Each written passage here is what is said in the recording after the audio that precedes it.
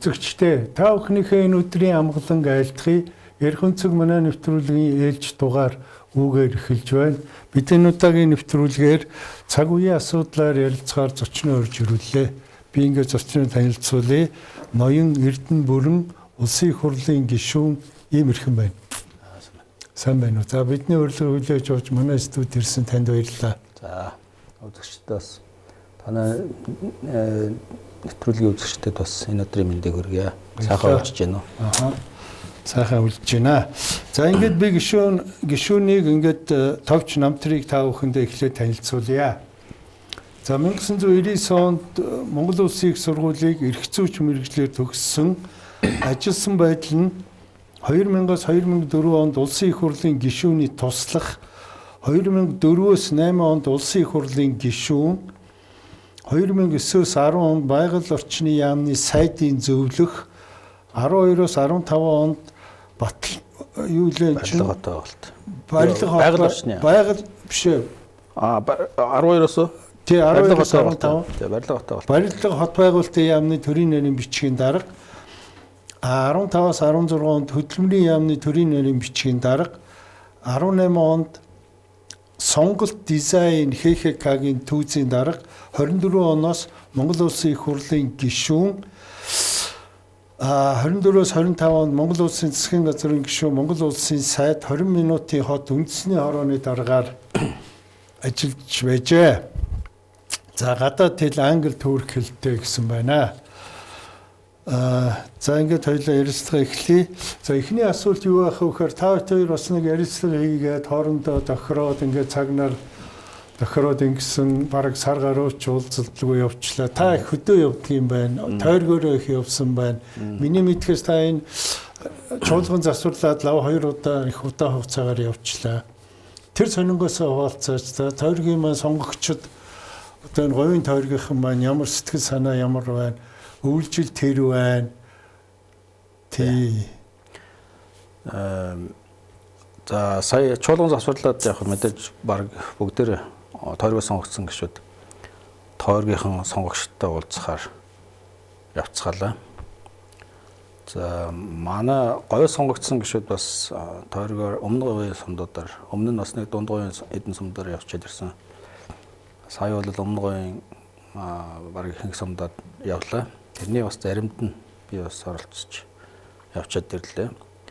За би бас нөгөө сонгуулиас өмнө нэг сумын төвийн загвар гаргах гээд дундгой 3 сайхан дээр их нэлээд олон жил явж байгаа. Тэгээд тэрлүүгээ бас үе явах ажил гараад иддэг.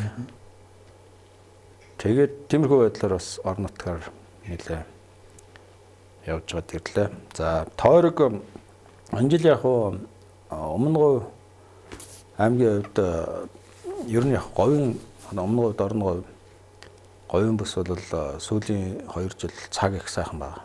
За намар нодон 100 намар их сайхан болсон. Тэгээд орой бороо орсон. За энэ жил ч гэсэн өвөл ер нь их сайхан гарч байгаа. Малын амны цастай. Тэгээд хавраас эрт ногоо идэх болов гэсэн юм хүлээлттэй. Тэгээд тийм учраас бас малчид орон нутгад байгаа хүмүүс бол их тийм сайхан байна. Яг ер нь цаг сайхан болохоор манай говийнхан ч ялангуяа 50 ууж болсод шүү дээ. Яриа хэлээ тэгээ сайхан сонсоод тийм байдаг. За тойрогт бол орон нутгад явж байхад бол бас хэд хэдэн асуудал дэвшүүлж ярьцгааж байна. За бид нар бол бас зөвхөн ингээд нөгөө тайлан тавиад байх биш. Ийм тийм хийж гэн гэж ярихаасаа илүү тэндээ сонсоод санаа оноог нэгтгээд тэгээд ирээд одоо төлөөллийн байгууллагаар дамжуулж байгаа учраас энд их хурл дээр ярих хэвээр шийдвэр гаргадаг байгууллагуудад дамжуулах хэвээр араас нь уулзалт хэвээр тийм чигүүрхтэй байдаг. Тэгээд тэр талаараа уулзж ярьж сонсож жоод ирж байна. Одоо тэгээд дахиад буцаад явах ба. За тэгээд говийн сонгогчд маань та бүхэнд ер нь одоо ямар санал хэлж байна? юун дээр их санаа зовцоож байна. Энэ төр засгийн ажлыг юуг дөгнж байна ер нь. Тэгээ яг манай говийнхны ялангуяа өмнөд орны улчин гол асуудал нэг уул уурхай байдаг. Уул уурхайгаа хариуцлагатай болгоё гэдэг дээр. Шүү хариуцлагажуулъя гэдэг дээр ярьдаг. Яг хуу харьцангуй одоо уул уурхайтай бас нэлээд олон жил харьцаад үдцсэн, сурцсан өмнө говчин авах ёстой нэг орон нутагт үлдээх ёстой мөнгө төгрөг татвараа бас аваад сурцсан. Тэрийг эргүүлээд хөрөнгө оруулалт болгоод сурцсан.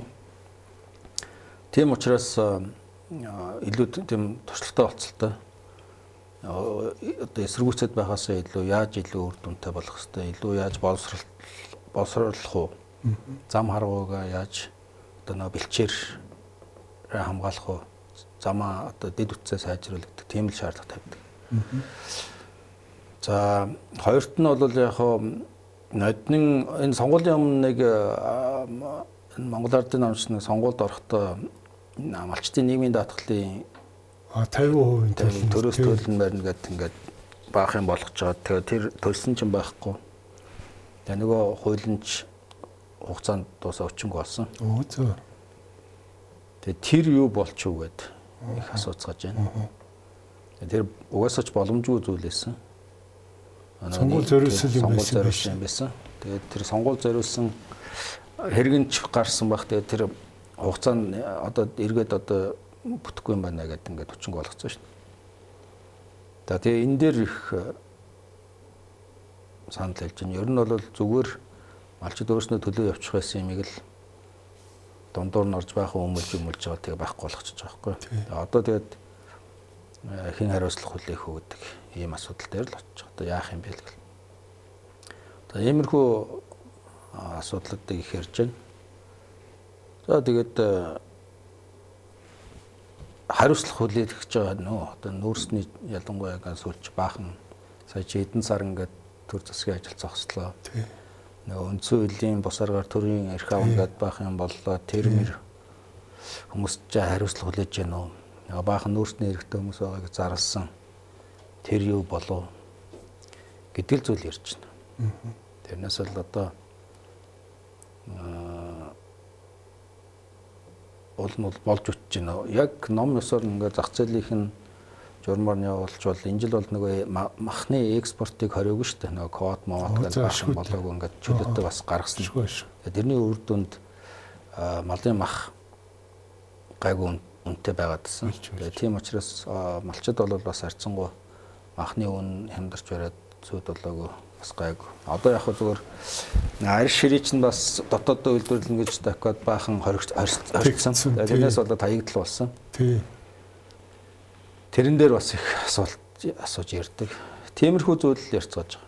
Гэхдээ энэ арьс ширийг одоо миний мэдхээс чи 20-10 жил боллоо. Энийг одоо нэг их хурлын байдаг юм уу гэж шийтгэл ёстой асуудалтай. Энэ одоо хөдөөгийн бүх одоо 300 мянган малчны чил гол одоо энэ чинь хүмүүсийн нэг шүү дээ. Тэр чинь яг тэр нэг 10 жилийн өмнө 20-оос өмнө ч бол нэг систем бий болцсон, авдаг, барьдаг, гаргадаг тийм юу н үүсцэн явж байгаад тэгээд тойроод өөртөө боловсруулна гэж хориод боловсруулсан юм байхгүй тэгээд үнэгүй болгоод одоо тэр чинь буцаагаад нээлээч гэсэн бас тодорхой цаг хугацаа аавна л да. Нөгөө авдаг, гаргадаг. Сүлжээнүүд нь урдсан юм байна тий. Энэ нөгөө шинэ оршоо гэдэг одоо хөдөлгөөн говийн нутгаар хэр явж байна. Энд чи одоо бас л энэ манайхны чинь энэ сонгуул зориулж хийсэн л ажил шүү дээ одоо энэ маань. Тэгсэн. Шинэ оршоо сонгуулийн бас их явсан. За олон газар бол мөнгө төгрөг авсан. Манай говийн аймагуд дээр бол олон газар л бас бараг зарим ингээл автоматар шахуу байгуулаад өгөөл байх шиг байсан. Яг одоохондоо нөгөө зээлээ төлж дуусах хугацаа нь бас арай болоо байна. Тэгээд нөгөө юунаас төлөх ёстой мөнгөний гаргаад төсөвтөр суулгаад ингээд явж байгаа. Явандаа бол бас нэг дээр үуч нэг хадгалан зээлийн оршоо гэж нэг асуудал гарсан шүү дээ. Тийм чиглэл рүү явах хэмжтэй л юм болж байгаа. Тэрнээс ч одоо баг их найд төгрөг Бараг 900 тэрбум төгрөг гарцсан байлээ шүү дээ банкнуудаас тий. Одоо тэр маань тэгээд төлөвлөлт хугацаа ууссаар юу бол дууссан юм байгаа юм. За тийм. Одоо нөгөө юугаа 350 тэрбум төгрөг хэрэгтэй байсан төрөлдөр цахилгаан станцын засварт гэдэг шүү дээ. Тий. Гэтэл бараг энэ төсөвдөр чинь 800 тэрбум төгрөгийн юу тавиад яваад байгаа шүү дээ. Тий. Одоо тэрний чинь төв хүүгийн зөрүүг бас хэлж байгаа. Харин тэн дээр одоо их л том юм болох байхаа би бол тэгж хараад байдгийн. За баярлалаа. За тойргоор тийм сонирхтой байд юм байж. За та ингээд 24 онд ингээд анх жоохт хоёр дахь удаага та тойргоос ингээд зэд сонгогдоо гараад ирлээ. Урд нь нэг удаа гишүүн байсан юм байна. 4-8 онд. За энэ жилийн сонгуул болохоор одоо их онцлогтой гэж байгаа нөө том тойрог болгосон тий. Та бол хуучин болвол жижиг тойрог байх сонгогдож исэн юм байна. Ингээд энэ хоёрын ялгаа танд одоо та хоёуланд нь ажиллаж исэн учраас ямар ялгаа мэдэгдэж байна? Энийг нөө анх зорж хийсэн зорилгонд энэ маань хүрчээ нү тийм ээ? Ер нь та одоо гишүүн болоод би нэг ийм 2-3 ажлыг л одоо явуулчих юмсан гэл гишүүн болгол нэг дотроо юутай орж ирдэг юм байлээ зорилготой тий. Тэрнээс та уулзаач. Энэ үндсөлийн өөрчлөлтөөр 24 оны сонгуулийн бүсчлээ томруулсан. Уул нь бол их зөв зүйл болсон гэж бодлоо. Зөв зүйл. Яагаад тэгэхээр ялангуяа 24 оны эхний одоо бид нар сонгогчдод баталсан төсөв бол яг жижиг хөрөнгө оруулалтыг одоо жалгын гэж ярьдаг шүү дээ.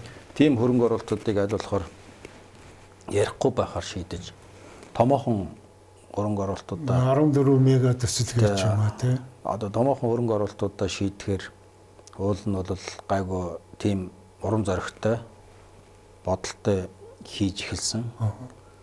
Гэхдээ нөгөө төсвийн хөрөнгө оруулалт нөгөө нэг хэсэг чинь алдагдал ихтэй байна гэдэг. Тий.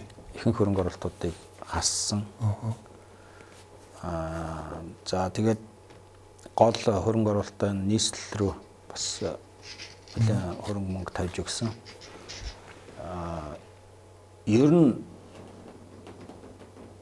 төсвийн хөрөнгө оруулалтаа тэгж жижиглж хасснаас жижиглж үр дүнгүй болгосноос уул нь ингээд том бүсийн чанартай ингэж явах юм бол боломжтой л гэж харагдсан.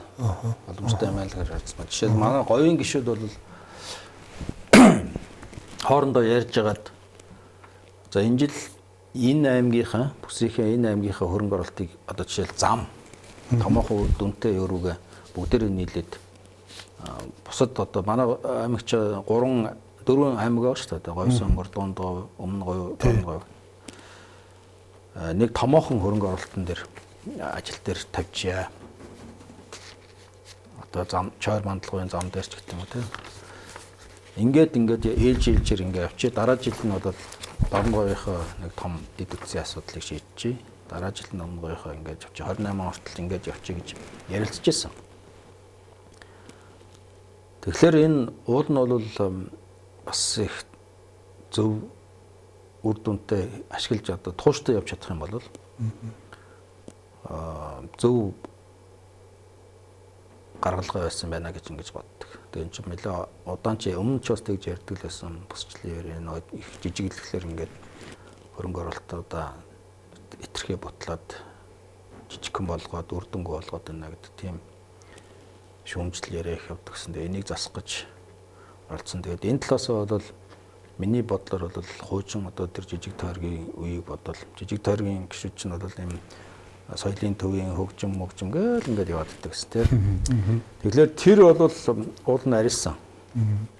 Тэгээ энийг одоо ингээд дахиад буцаал жижиг хөрөнгө оруулалтууд руу ингээд юу гарч эхлээл байна. Тэгээд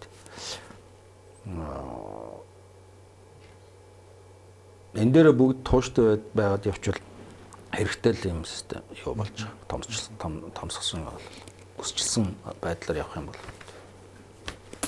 Тий. За та ингээд нөө төсвийн талаар гол нь ярьлаа. Өөр одоо салбарууч гэдэг юм уу? Өөр одоо салбаруудад гэх юм уу та одоо үйл ажиллагаанд ямар нэмэр байна? Яг нь жишээлбэл энэ томоор бүсчилгэхлээр яаж ийм гэхээр манай дунд говьсон бүр өдөрт бол маш хэрэгтэй байна. Яг тэгэхээр хэрвээ бид нар ингэж юм бол нөгөө өмнө гоч одоо уул уурхайн гол юу байдаг. Тэн чин авж үлдэж байгаа мөнгө төр бол одоо жишээл өмнө говийн төсвийн нэг жижиг сумын төсөв бол манай аймгийн хэмжээний хөрөнгөөр юу тэнцэж байгаа байхгүй. Дундгой хэмжээ. Тэгэхээр бид нар бол тэр юунд нь говийн бүс гээд багтаад дэд үтс одоо өөр бусад юмнуудаар ингээд хамтраад явчих юм бол их л үр дүнтэй байхаар харагдаж байгаа. Тэгээд цаашдаа ингээд говийн бүс гэдэг юугаар ингээд дундгой юу жижиг аймгийн юунасаа гарч чадах юм бол тэр хооронд нь ажиллах хүч мөч ер нь говийнхан бид нар ч бүр нэгдсэн дуу муутай болсон шүү дээ. Уул нь одоо говийн бүс дотор хамгийн ер нь бусад бүсүүд дотор бид нар ч нэг бүсчлээд тойроод явсан шүү дээ. Өмнөх засгийн газрын үед. Тэгээд тэн дотроос бол хамгийн хоорондоо юу яах интеграц гэх юм одоо уусаад би эндээ бус бүсүүдтэй гэсэн үг үү? Одоо хоорондоо одоо дөрвөн аймаг чинь хуучин бодвол ингээд манай аймаг гээд говийн бүс мөртлөө тийм аймагуд нэг тусдаа тэр дотроо тэгээ манай тойрог гэдэг 4-5 сум тий. Тэгэхээр тэр чиглэлээр бол хамгийн гайгүй явж байгаа нь бол говийн аймаг, говийн бүс байна. Тэгээд говийн бүсээ дорногой өмнөгой хоёр бол яг харьцангуй өмнөгой бодвол дорногой чинь уудуурхийнхаа юм ашиглаж бас дутуу ашиглаж байгаа гэж харагддаг. Тэгээд сумдуудынхаа нөхцөл байдал дэд үтс юм ер нь хүмүүсийн дээр хөгжлийг харахад яг гол орлогч яг өмнөгой дэрч байна. Тэгэхээр энэ юугаа ингээд жоохон бусад говийн бусад нөгөө говьсон мөр дундуу өдрөө бол чирээд аваа явчихаар л ийм харагдаж байгаа. Тэгээ ер нь одоо тэгээд өмнө гов бол өөрөө улс даяар харуулж байна л да. Мөнгө байхгүй бол хичнээн ч гой юм яриад бүтэхгүй гэдэг. Одоо өөрснөд одоо өмнө гов ч ингээл хүн ам нэмэгдээд байна шүү дээ. Тэгж байна. 84,000 амтай чинь сая 10 эд мянгаар нэмэгдлээ. Сая 24 оны сонгуулиас хойш 16 мянгаар нэмэгдсэн. Одоо бүр дахиад яг ингээ бүртгэлэнтэй нэмэгдээд байгаа. Бүртгэлгүй бол бүр маш олон бараг 100 гарцсан байл үү тийм. Тэгэхээр хаана мөнгө байна? Тэнд юу байна? Тэрнээс одоо гоё лоозон ярьсан газар ч юм уу.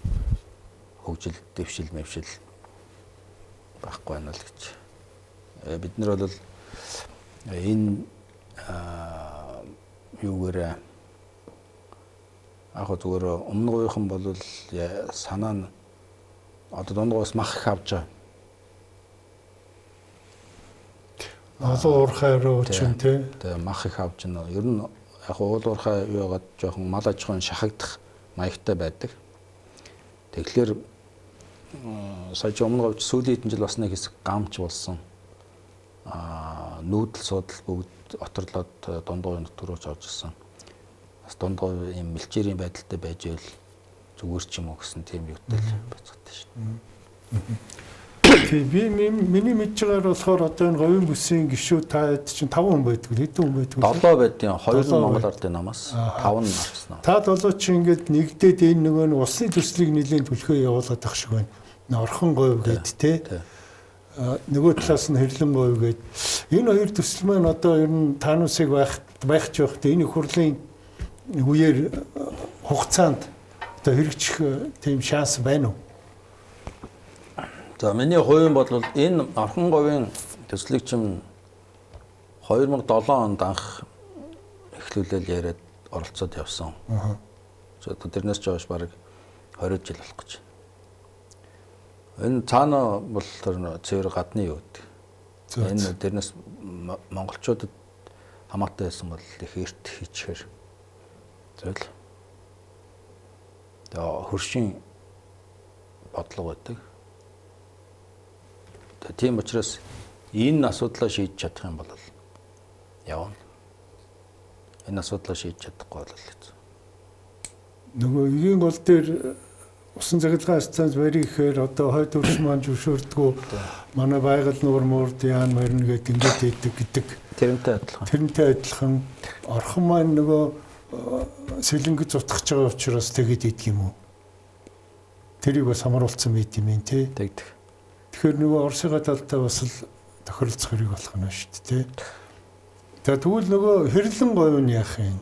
Хэрлэн говь нь урд төрштэй тохиролцох гэсэн. Бас тэр нь бас нөгөө хэл гарч яваад Аттын нутаг руу орчдөг учраас ингээд хоёр хөршин ингээд ийд юм тий. Тэгээд тэр юг нөө эртнээс яг одоо ингээд хүмүүс зарим манай улс төрчтэй их амархан юм шиг л ингээд одоо болох гэж байна, хийх гэж байна гэдэг ингээд зарлаад байдаг. Тий.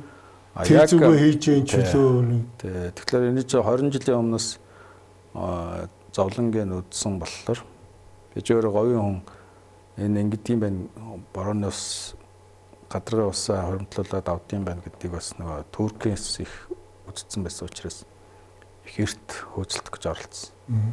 Нэг хэсэг энэ Туркийн яг ийм асуудал хариуцсан сайд өгдөн шүү дээ. Усны асуудал хариуцсан. Пайплайнууд ингэ татчих яаж идэг. Тэр хүнийг хүртэл авчираад трасмараас бүх юм үзээд тооцоо янз бүр юм гаргаад тэгээ очингууд Орсын элчингээс уцчихдаг. Тийм юм болт. Тэгэхээр нөгөө тэр зовлон тэр юугаа бол одоо энэ улс төрийн энэ геополитикийн нөхцөл байдал өөрчлөгдөөд тэр янз бүр болоод сайнаар эргэсэн тохиолдолд бид нарт болов шүү дээ. Тэрнээс бол одоо энэ чиглэлээр хийсэн visibility study одоо янз бүрийн зураг төсөв мөсөв техник эдийн засгийн үндэслэлүүд бол маш олон. Оюутлогын хүртэл өөрснүүдээ мөнгө гаргаад хийсэн ч байж байдаг. Тэгээ яг энийг эхлүүлэх гэхлээр эхлүүлж болдог тийм л үү. Тийм шүү дээ. Тийм учраас юуны хувьд бол техникийн нөхцөлөл ч гэсэн одоо ингээд бүр 10 жилийн өмнө ярьж ирсэн тэр зураг төсөө эдрийг бодох юм бол технологи хөгжөөд юм хүмүүс хямдраад зардал нь хямдраад боломж нь бол айгүй сайн бий болцсон. Тийм байна. Тэгээд энэ хоёр хөрш ингэж яхад бол тэгэл тэр илэрч байгаа юу нь шил манай дотоодын юу хөрч бас илэрдэг. Гол ус яах гэлээ орлдог тийм. Тэр хоёр хөрш чинь өөрсдөө яахгүй тэгэл дандаа энэ гар улсуудаараа л хийлэгдэх шүү дээ тий. Тэгээ бидний зовлон тэр одоо их байна гэж. Тэгээд бүтэхгүй гэж яахгүй тэгэл дотроо бүгдээрээ бодоол одоо зүтгүүлэл байх хэвээр ийм л төсөл гэж. Тийм байна. За энэ уул уурхай ярьсан дээрээс би танаас нэг ийм гишүүний ч хувьд ийм асуулт асуумаар байгаа юм. За уул уурхайгүй аймаг гэж одоо гоё юм яриад ингээл одоо увс миний мэджээс хөвсгөл хинти юу байна да одоо нэлээд аймагуд байна. Тэгээд өөрсдөө болохоор төсөө бүрдүүлж чадахгүй дандаа улсын төсөөс тасцаас авна. Тэрийн өөрхий одоо говийн 2 3 аймаг Эрдэнэт одоо юм байдгийг 3 4 аймаг бүрдүүлж өгч идэг.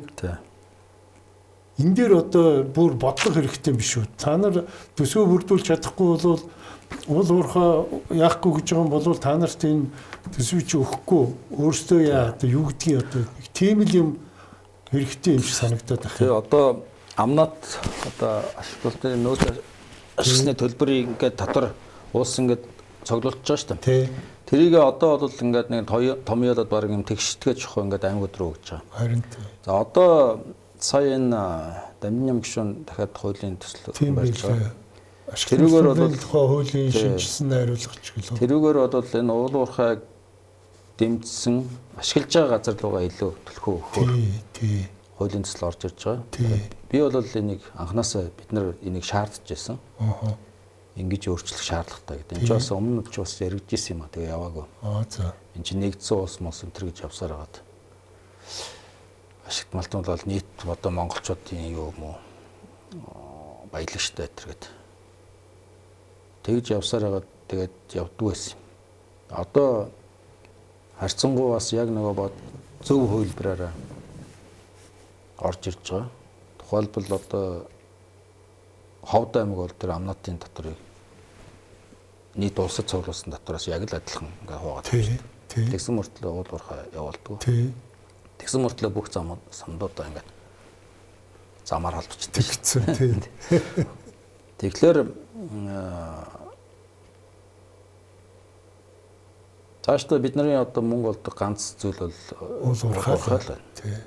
Нэлээд удаан хугацаанд юм болох байх. Тий. Тэгээд энийг нэг юм жоохон боловсруулдаг бол бас нэг төвшин ахих байх. Тэгээд тийм юу руу шахаж явахын тулд нөгөө амнат тэр одоо энэ дамжны гишүүний сайдын оруулж ирэх гэдэг байгаа.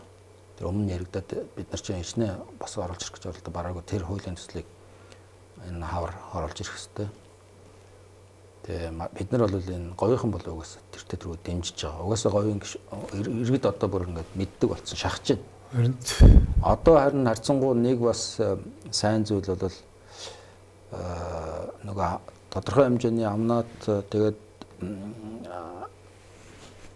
нот юуны аж ахуйн нэгжүүдийн орлогын албан татрын гэдэг нөгөө тэнд ажиллаж байгаа аж ахуйн нэгжүүдийн татвараас бас орон нутгатаа үлдээдэг гэтэр болоод тэгээ уул уурхайтай сумдууд энэ төр бол нөгөө юуг нь мэдэж эхэлж байна. Үр дүнгийн ашиг. Тэгээд эндээс үүдээд бол яаж юм бэ гэхээр за зөв явуулах юм бол үнэхээр бид нарт хэрэгтэй юм байна шүү гэдэг их ойлгож эхлэе. Ялангуяа энэ бүсчлээд эхэлсэн чинь манай дундгой тэр чинь бас их эсэргүүцдэг. Тий. Тэгээд ер нь ингээд зөв ашиглах юм бол ямар зүйл болдгийм байна гэдгийг одоо өмнө гоёс их харж ялангуяа. Тийм учраас өмнө гой бол бас орон нутаг удирдлагууд сүүлийн хэдэн жил Арслан нам гэж одоо бас нэг жоохон улс төрчих гээд Арслан нам их удирдах их зөв зохион байгуулсан. Маш сайн авч үлдэх тэр ёстой мөнгөө их сайн авч үлдсэн. Тэрийгэ эргүүлээд хөрөнгө оруулалтаа их зөв хийсэн. Шал өөр болсон. Тийм учраас их сэтгэлтэй ажилласан. Тийм учраас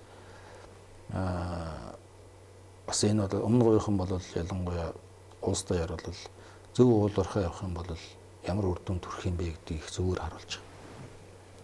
Тий. Тэгээд таны бодлоор энэ хуулийн төсөл маань явах болоо одоо мэдээж энэ төвийн бүс, зүүн бүс ч гэдэг юм уу тэрийг төлөөс бас өчнөө гişүүд байгаа шүү дээ. Одоо орон нутгатаа сайхан харагдах гад. Хэрвээ энийг явуулахгүй гэж үзэх юм бол нийтээрээ тэгээд орлого багасна. Яагаад тэгэхээр ингээд удаан ингэж явах юм бол тэгшдгээд явах юм бол одоо ашиглаж байгаа газар чинь цаашдаа бол хөдөлгөөн болно шүү дээ. Явахгүй. Ямар ч ялгаа алгуу тий. Ухаалдаг тэгээд тухгүй байгаа тэнд байгаа. Тийш өгчдөг тий. Энд чинь тэгээд нөгөө мэдээлэл сайжраад парламенттай байгааг их бас ярьсаар байгаад Ямс орж ирэхээр болсон байна. Иргэд бол одоо тийм эсэргүүцээд байх тийм юутай байхгүй болж байгаа. Энэ тойроггүй хэдэн гишүүн байгаа вэ? Чи нэгээс юугаар яасан? 48 бидэг лөө 46 ч үлээ те.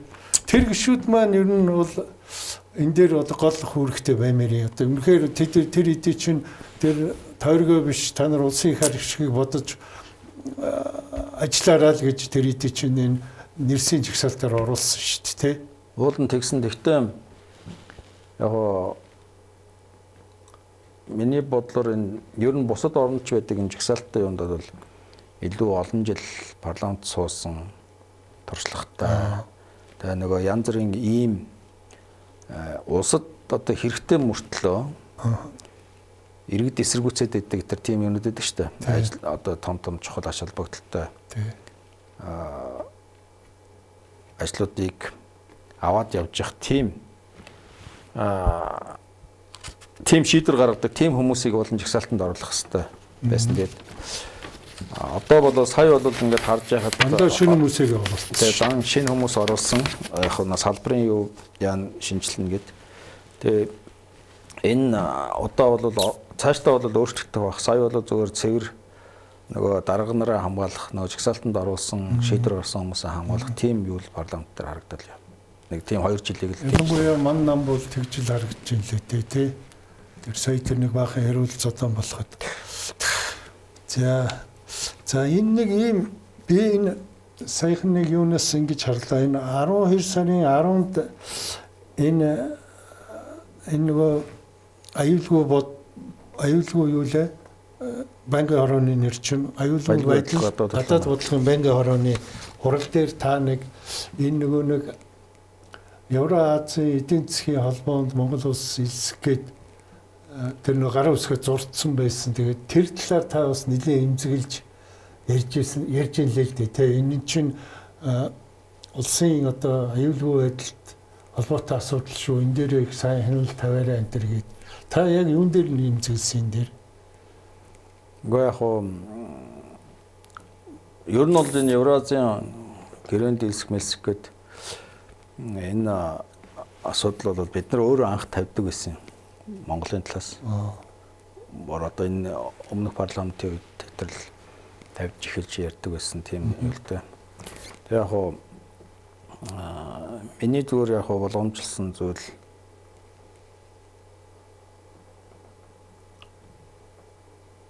өөрснөөдөө хийж чадж байгаа юмнуудаа татваргүй болгоод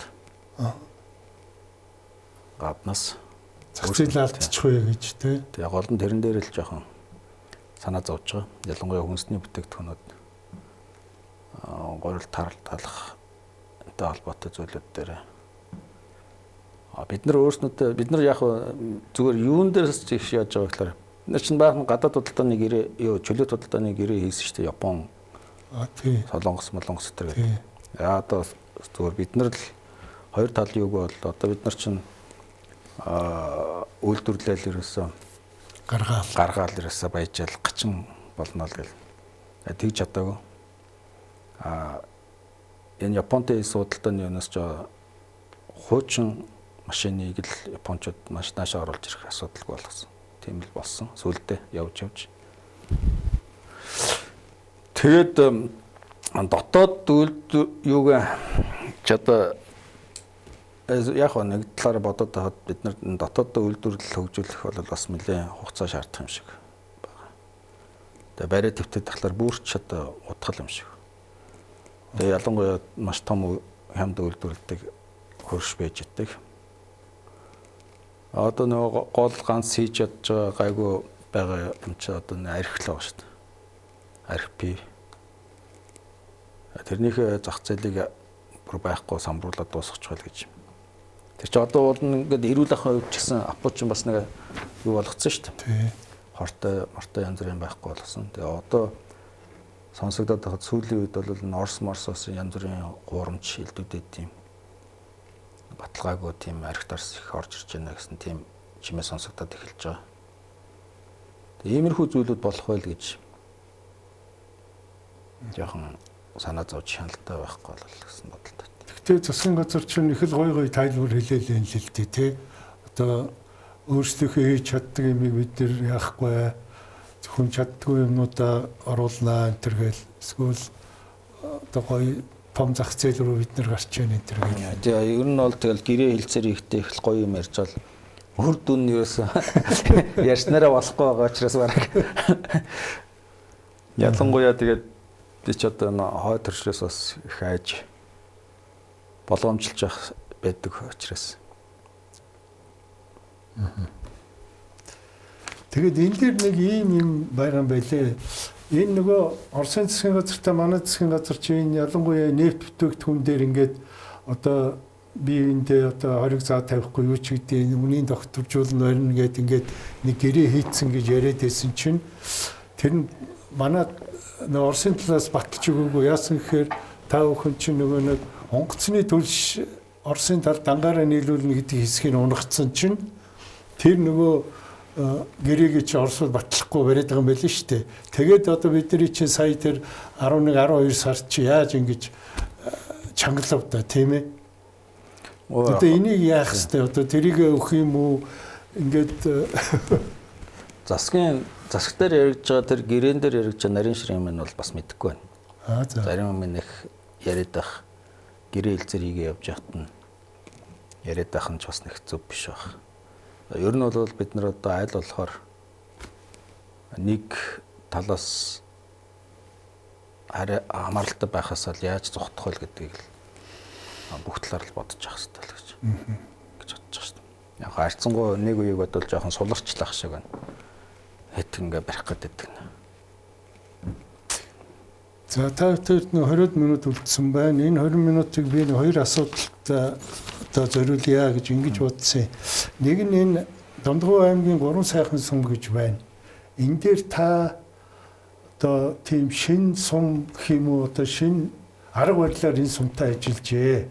Энийг одоо тийм жишг сум болгосон юм блэ. Энэ одоо энэ идэ гэдэг юм уу энэ төрөнг мөнгө одоо энэ хаанаас яаж гарч ингэж болдгийм бол энэ. Тэг яг ер нь санаа нь энэ дундгой хизээсэн таны бас нэлээд дээр үе тэр нөгөө 4-8 онд их хурлын гишүүн байх үедээ эхэлсэн санаа юм байна. 7 онд биш нөгөө Чингэлтэй дүргээс нэр дэвш сонгогдсон байсан. Өмнө бол. Тэгээд одоо 7 онд 8 оны сонгуулиар нутг руугаа явмаа гэсэн тийм намаас нэг тийм чиглэл өгөө тэгээ нэг явж үтсэн. Тэгээд нөгөө сонгууд нэр дэвших гэж байгаа юм чи яг таалагдах гээд нэг юм хийх хэрэгтэй болоод тэгээд тэр туркуудтэй яаж нэг төсөл аваад за сумдууд тийм гадна гэрэлтүүлэг хийсэн. Тэгэхээр нөгөө таалагдах гэж байгаа юм чи яг өөрөө бэлэн авчиж одоо хийж өгч байгаа шүү дээ. Бүр одоо тэр утас моц татдаг шууд татж байгаа хүмүүсийн хүртэл хотоос авчиад тэгэл ингээд нөгөөдхөө хүлээлгэж өгөх гэсэн чинь хүн цоглохгүй бас дуучид авч явж хүн цоглуулж гэрлүүдэд хүлээлгэж өгöd. Нэг 2-3 сарын дараа одоо яста маш гоё хүлээж авах байх гэ. Яг тэр нэг гэрлүүд асцсан сумдууд дээр гадна гэрэлтүүлэгтэй болцсон. Гэсэн чинь нунтраацсан. Гэсэн яасан бэ гэсэн чи тавьсан чинь чи өөрөө мөнгөний төлөв. Тэгээ нэг 5-6 сарын дотор тэрийг устгасан. Ерөөс ямар ч юу байхгүй. Зүтгээ хийсэн юм. Нөгөө 8 оны сонгуульд тэр чинь одоо хүмүүс их гоё юу болно гэж орох гэж байгаа шүү дээ. Юу сонгуульд байгаа. Сонгуулиас өмнө тэрийг баг хүмүүс бүгд мартсан. Зүтгээ хийсэн авахыг аваад тэр кабелийн зэсэнд өгөөд. Өөрөөр тэр нөгөө Туркийн тусламжил үр дүнгүй ямар ч үг бас.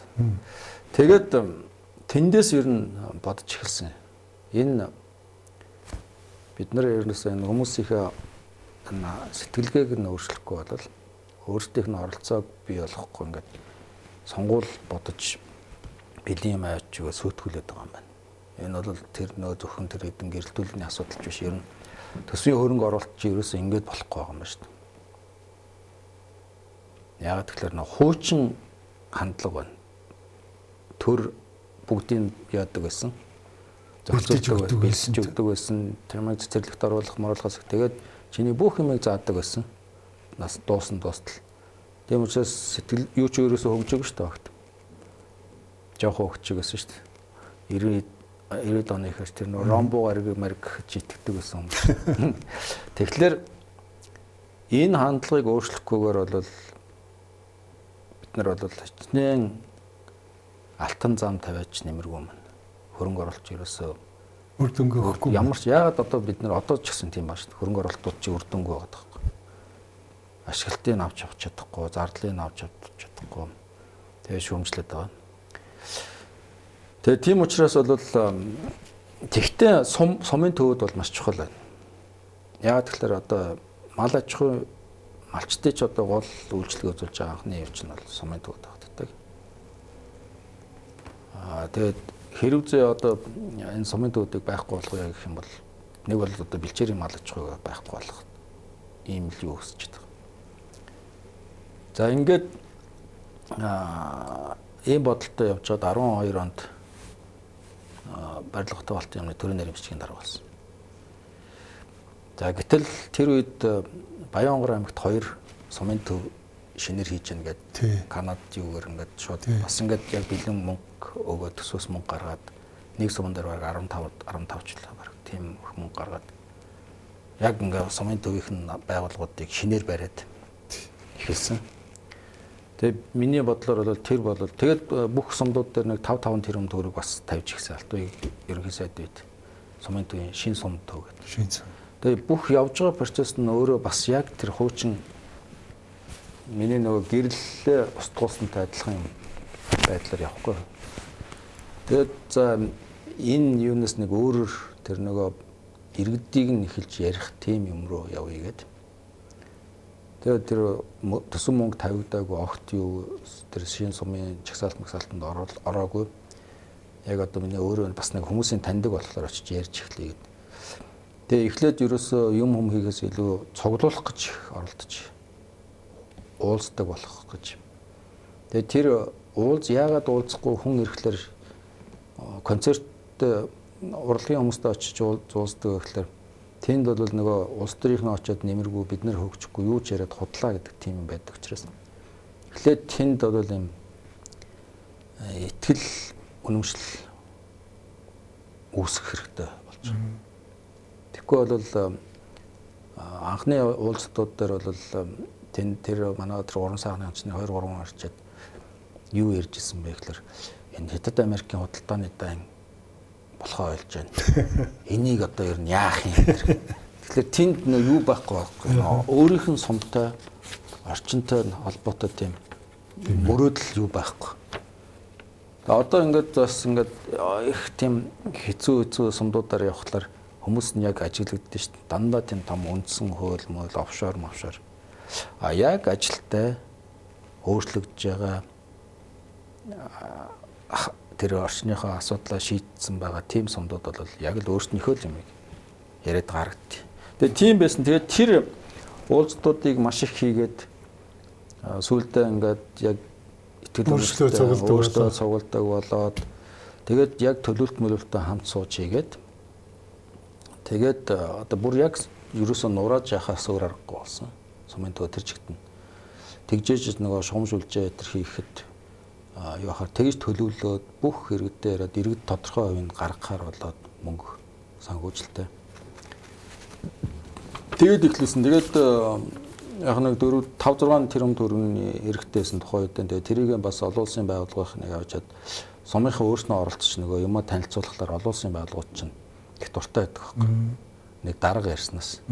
Яг нөгөө очиод ингээд яхахлаар сумаараа цуглаад ярихлаар маш дуртай байдаг. За эднэрт чинь бол тэд нар ч бас нөгөө татвар төлөгчдийнхөө мөнгийг зарцуулах гэж олсоод ч одоо Жайка, Майка, Койка, Тика. Тэгээд тэд нар бас ингээд туслаад санхүүжилт янз бүрийн юмнууд гаргаад эргэлж өөрөө гараад ингээд ямар ч байсан бүх гудамж шашаагаа цэгцлээд нураагаад шинээр бариад шугамшулжээ мүлжээтэй болгоод одоо орог нэг 70-80% нь бол нэгдсэн цэгэр бохирт улаантай байна. Болсон. Тэгээд мод цодоо өөрснөө тарцгаасан ногоон болгосон их сайн үр дүнтэй яаж байгаа. Мөнгөн дүн тэр хөрөн одоо хийсэн ажил тэр бол их жижигхэн 4-5 тэрбумын гол санаа нь бол ерөөсөө тэнд байгаа хүмүүс иргэд нийлээд өөрсдийнхөө орчныг янзалсан, өөрчилсөн. За одоо ингээд төсвийн хөрөнгө оруулалтаар ажил хийгээд бол авч явах чадвар бол маш сайн суудсан байдаг. Цаашаа авч явах чадвар. Тэгээ бүгд ойлгохтой хөрөнгө оруулалт нь хаана юу. Тэгэхгүй одоо нэг байшин нэг суман дээр нэг юм барих гэхлээр төсвийн хөрөнгө оруулалтаар явахлаар тэр засаг даргал хавал аваад одоо ингэсэн гэлээ хэлэн болоод ингээд явж өгдөг. Тэгсээр хэдэн жил болдог өртгөн өсдөг, баригдаж чаддгүй ийм юмнууд байдаг. Тэгээд тийм юмнуудыг бол тэр нөгөө гол санаа нь ерөөсөө тэр 3 сайхан сумын хүмүүсийнх нь одоо толгойг одоо хандлага нь өөрчлөгдсөн л гэж сэтгэлгээ нь өөрчлөгдсөн л гэж бодоод байгаа. Тэгээд нийтээрээ тийм болчих юм бол их үр дүнтэй болохоор харагдаад байгаа. Яагаад тэгэхээр одоо тэнд нэг зам эвдрэх, гэрэл төлөг эвдрэх, тэр одоо өөрснийхөө мөнгө хөрөнгөө босгосон соёлын төмөв янз бүрийн юмных нь эвдэрлээ барьлаа гэдээ очиод өөрснүүдээ хэнэрч хэлүүлэхгүй янзлаад идэх, засаад идэх. Тэгээд тэр маш чухал. Тийм байна.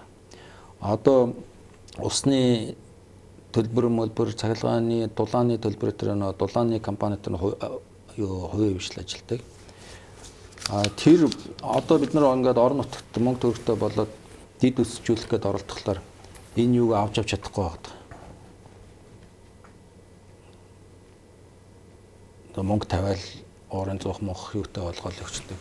Авч явах чадвар байхгүй байна. Тэгэхээр тэр нөгөө өөртөөх нь оролцоог нь бий болгоод өгчих юм бол энэ миний юм, бидний юм гэдэг. Одоо энэ мэдээж нөгөө шугамшүүлттэй юм чинь эвдэрл хэмхрэл гарна. Сумаар гараал ноцолтол засаал ингээд яваад багт.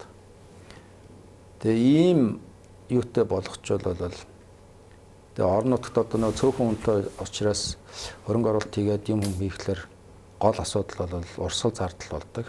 Байшин сав бариад ирэхлээр. Тэгээ трийг л авч явах чадварыг өөртөө аваад явдаг. Тэр чадрыг анханаас нь хөрөнгө оруулалт хийхдээ хамтруулж чадах юм бол өөртөө оролцуулж чадах юм бол их үр дүнтэй болох хэвээр. Тэгээд одоо эн чинь 14-5 онд эхэлсэн 10 гаруй жил болж байгаа. Тэгээд одоо хамгийн амьд яваад байгаа загвар болоод байгаа. Тийм байна. Тэгээд за та хоёрт нэг 10 минут байна. Дараагийн асуулт энэ өөрөө энэ 20 минутын хот гэдэг тийм улсын орооны дарга сайдын суудлал дээр та жил гарan суучгүй те. За тэгээ энэ үед та хэл чимээгүй байсан. Миний мэдхээс одоо хэвлэл мэдээлэл таныг одоо зөндөөл урьдчилж исэн байх. Энэ хотыг чи яах юм, төгж хайрлах юм уу, гөөмөө гэл. Та тэр үед ерөөсөө ам нэгээгүй. Би өөртөө бас таны хувьд явж исэн те. Тэгээ одоо энэ талаараа та одоо нэг ам нээж болох уу? Та бүхэн ямар ажил хийгээд ер нь энэ Улаанбаатар хотын энэ төгжрлийг ер нь одоо арилгаж болно гэж дүгнэлт байсан уу? Үнэхээр болохгүй юм байна шиг энэ чигээрээ байж ч гэдэг юм уу юм. Гэхдээ би бол итгэлтэй байгаа. Улаанбаатар бол өөрчлөгдөж чадна гэдэг дээр нэгдүгээрт бол. Яагаад гэвэл бид бол энэ төгжрөл утаа хатрыг туулах хэрэгтэй өөртөнд. Энийг урдаас харж одоо хинч ямар ч ухаантай урдаас харж төлөвлөлтөд өөрчлөлт сэргийлээд хүлээж авахгүй. За. 96 онд би нэг амралтаараа ирэхэд трафик гэж ярихад ойлгохгүйс нэг төгжрөл гэж ярихад хүн юу гэсэн үг юм гээд. Яг тэгэхээр Анкара, Стамбул ч тэр үед бол ийд амар төгжжтэй байдаг гэсэн. За тэр үед энэ хотын замыг өөрчилчээ, даавар дээгүүр тавь одооноос ингийн өтер гэж яриад хүмүүс бол хүлээж авах боломжгүй байсан баг гэж бод. Тэгээд бүгдээрээ ингээд төгжрээд энэний зовлонг ойлгоод за тэр утааны зовлонг ойлгоод туулаад гарч ах шиг байна одоо бол энэ сүүлийн том хөрөнгө оруулалтын дүнтэй юм ярихад ер нь тэгэл зөвшөөрч штэ бүгд. Тэгэхээр тодорхой хугацааны дараа бол Улаанбаатар бол төгжрлөөс аж утаанаас аж тэр салж чадна гэдэг тэр бол итгэлтэй байгаа. Яагаад тэгэхээр амьдарч байгаа хүмүүсийн юу бол сэтгэлгээ бол өөрчлөгдсөн гэж байгаа. За хот төлөвлөлтийн хувьд бол хэд хэдэн бас юг туулах хэрэгтэй юм байна лээ. Одоо би төрийн нарийн анаар ажиллаж байхдаа хариуцаад тэр яармгийн дид үтсийг хийж ирсэн. Бондын мөнгөөр. Аль яармгийн? Одоо энэ яармг хорооллоо шүү дээ. Шинэ яармг гэдэг. Тэр чинь тэн чи дид үтс байхгүй байсан. Тийм учраас барилгачихгүй. Ягаад гэвэл найрамдал туслан хүртэл. Тэгээ тэр хавийг бүгдийг тэнд нисхийн хой талд том 20,000-ын том цэвэрлэх байгууламж яриад. Тэгээд энэ дулааны шугам момнуудыг бүгдийг хариуцж хийж тэр нэг бондын нэг 170 орчим тэрбум төгрөг болсон баха миний хариуцжсэн төсөл. Тэгээд сүүлд нөгөө энэ бондын үгээрч нэг баахан юу бол сонсгол болсон шүү дээ. Тэгээд тэр үгээр бодвол хамгийн үр дүнтэй болсон юу бол тэр энэ дид үтсийн төсөл болсон юм байна гэж гарч ирсэн. Тэгээд тэрний дараа тэр юун дээр одоо ингээд тэн чинь нэг 60-70 мянган айлын орон сууцны хороолт үүсчлээ. Тэгээ бид нар бас тэн дээр яасан бэ гэхээр бас хинч сонсохгүй төлөвлөлтийн хийгээч нэмэргүй бүгдээ аваачаал шаварлуулаад барайл бас. За энэ 90 ч н одоо тэр 90 оноос хойш бол юу яаж байгаа гэж. 4 дахь удаагийнх нь нураагаал барайл. So яг ингээд туулдаг. За гал гарлаа явж чадхааргүй юм хийцэн байдаг. Дахиад нураагаал барил. Тэгээ бид нар бол энэ хот төлөвлөлт дээр ч гэсэн бас ингээд их сайхан хүн хурж ирээд амар ухаантай гадны ч байсан хин ч юм хурж ирээд аюу гоёор төлөвлөж өгөөч гэсэн. Бид нар өөрснүүдээ л бас ингээд биеэрээ туулж явж ээж. Ясан махаараа л мэдрэх хэрэгтэй юм байна. Тэгжээж л гарах тийм зүйл. Тийм учраас их нэлээд цаг хугацаа авч байгаа. Харьцангуй яг хуу миний бодлоор бол их хурдан юу яаж байгаа ойлгоцсон уу. Их олон хүнтэй соёл юу ингээд тогтцсон тийм газар бол их удаа явж байна. Одоо энэ орогт орнд далайн шишэндээ том газрууд одоо олон 100 жилээр хэдэн зуун жилээр болцсон юм. Яг хэвээрээ тийм газар зөндөө байна. Бид нар ч бол яг харьцангуй одоо эдгээр өдөөнөөс ирсэн центр гэдэг юу яддаг ч гэсэн нөгөө нүүдэлчин очроод бас юм дасан зохицтой маш хурдан ойлгож авдаг, хурдан өөрчлөгдөж байгаа тийм улс гэж боддог. Тэр утгаараа бол одоо богино хугацаанд өөрчлөгдөнө гэж ингэж бодож байгаа. За миний хувьд бол нэгдүгээрт бол би тэр яам метр байгаагүй. Хотын дарагтайгаа л ойрхон хороо гэдэг нэртэй шүү дээ. Хороо гэдэг нэртэй нэг 7-8 хүнтэй. Хоёртой л хороотой тийм. За. Тэгээд хоттойгоо миний үүрэг бол баг засгийн газар дээр төсөв мөсөв хэлцэх тэр бүх юм дээр хотын асуудлуудыг дэмжиж явах тийм л үүрэгтэй байсан. За. Нямбатар дарагтайгаа тэрсэлдээд байхгүй. Их хурл морал дээр аштайхан байжгаад Улаанбаатар хотын төсвийг яаж игээд гайгүйхан шиг өндөр байлгах ийм л зорилготой байсан. За бид нар яг хорон дээр ер нь одоо бид нар олон жил байна. Барилгын яамд багт ч гэсэн Японуудаар юу хийгээл төлөвтэй тэр төлөвлөлт одоо хүртэл 20-40 гээд ингээ явж лээд. Зөндөө олон цаас үйлдвэрлэл балиал олон улсын төсөв мөсвөр ингээл янз бүрийн юм хийгээл ингээ зөндөө их явдаг. Тийм ер нь одоо бид нар баг судлаад зураад ер нь дууссан шүү дээ. Одоо ер нь нэг тийм туршлага судлаад байх ер нь шаардлага байхгүй л шахуу байгаа гэж байна. Тэгээд нэг 2-3 төсөл дээр нь зөвөр хот Нямбатар дарагтай мэрэгжлийн хүмүүс авчираад манай хотын Батбол дотор гээд архитектород байдаг. Тийм хүмүүстэй авчираад жоохон төсөл дэмжих тиймэрхүү л зүйл байсан санаануудаа гаргаад явах, шахаад явах гэдэг. Тэгээд тэр нэг 4 замуудыг 2 төвшний болгох юу нэ тэр ярамгийн нэг BRT троллейбусны төсөл дээр нэлээд ажиллаж байсан. За тэгээд миний нэг юу бол яг баригдаад юу тууз мууц нь хаашлагдаад ясахаас наан нэг тийм гарч ирэл лайв хийгээл тэдэд ихлэн одоо ингээд болчихно гэдэг гэж ярих тийм дургүй. Тэгж явхлаар бас ажил явдаггүй ялангуяа манайх шиг юм улс төрийн өрсөлдөөнтэй газар. Бараг чи үнэхээр юм хийх гэж байгаа бол бараг чив чимээгүй нууж байгаа чихөө хийхгүй бол манай улс төрийн шүүмжлэлээс манай нэг улс төрийн өрсөлдөөн чинь яадаг вэ гэхээр энэ юм хийхлээр нөгөө сонгогчдоос санал аваад гоё юм хийхлээр илүү одоо санал аваад ингэх гэдэг. Тийм учраас гарч явъя. Тэр юм одоо бидний одоо ганц одоо бид нар чинь нөгөө одоо яагаад ингэж улс төрийн өрсөлдөөн чинь хар PR элдвэдэд юмар яваад сурчваа гэхэлэр ерөөсөө бодиттой юм хийх гэсэн хүмүүсээ дарсаар агаад за энэ ингээд за болд одоо энэ нөхөр нэг юм гоё юм төсөл хариуцаад үр дүнтэй болгочих юм бол за энэ сонгогдчих гэдэг. Тийм учраас тэр юмыг л явуулахгүй байл гэдэг тийм юм явсаар байгаа сүлдээ тэгээд шал өөр юм ярьж явдаг тийм бас евро сонгуул руу явчлаа шүү дээ.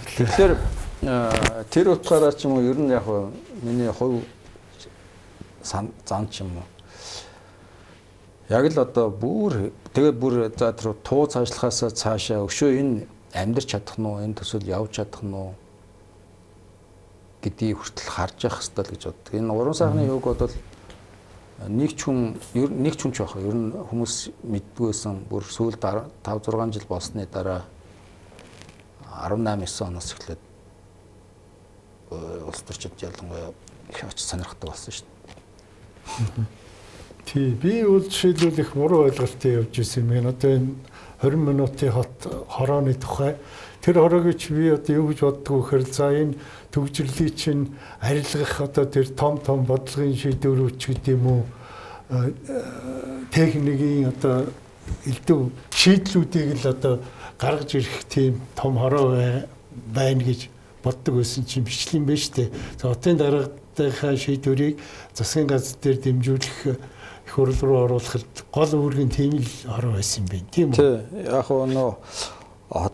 нэг хууль юу болох гаргацсан байсан шүү дээ. Нэг хотыг ингээд 18 хотод хуваалцсан 16 хот хөлөгч үлээ болохоор. Тэгээ одоо хойшлогчод одоо буцаад 40-гүй болох гэж зарим шиг санаачлаад яваад их шиг байна. Яг энэ 20 минутын концепц бол зөвхөн 20 минут янз бүрийн 15-30 минут гэдэг зөндөө явсан юм байна. Ялангуяа нөгөө ковидын дараа нэлээ тархаад бид нар зүгээр одоохондоо бэлэн байна уу үгүй гэдэг жоохон хэцүү санагдаж байгаа. Яг тийм юм руу явхад одоо эхлээд үндсэн дэд бүтцүүдээ юм хийчихсэний дараа л тэр явахаар юм шиг байна. Тэгээд их жоохон цаг хугацааны хувьд жоохон эртцсэн. Тэгээд тэр нөө хуулиа гаргацсан байсан. Тэгээд энэ хууль дээр үндэслээд 20 минутын хороо гэж байгуулъя. Тэгээд ийм сайттай болгоё. Хотын асуудлаа хариуцсан тийм сайттай болгоё гэсэн юм лээ. Тэгээд энэ болвол би юу гэж ойлгосон бэ гэхээр за энэ нөгөө автобус шиг том тендер мендерт оролцож явахаасаа илүү Улаанбаатар одоо тэгээд нэг хоёр толгойтой болоод хоорондоо ярилцдаг бол бүр юу ч явахгүй. Тэрний оронд үр дүнтэй юм хийчээсээ хотын төсвийг яаж нэмэгдүүлж өгөх үү? Тэгээд нөгөө одоо эн чин тухайн засгийн газар чинь яагаад хамтарсан маягаар